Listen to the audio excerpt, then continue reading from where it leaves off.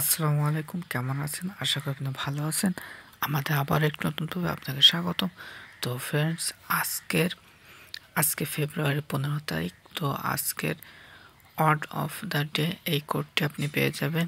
তো এই ধরনের কোড আমি প্রতিনিয়তই আমাদের চ্যানেলে আপলোড করে থাকি। তো অবশ্যই এই সমস্ত কোডগুলো পেতে হলে আপনাকে আমাদের চ্যানেলটি সাবস্ক্রাইব করতে হবে এবং পাশে বেল আইকনটি বাজিয়ে দিতে হবে।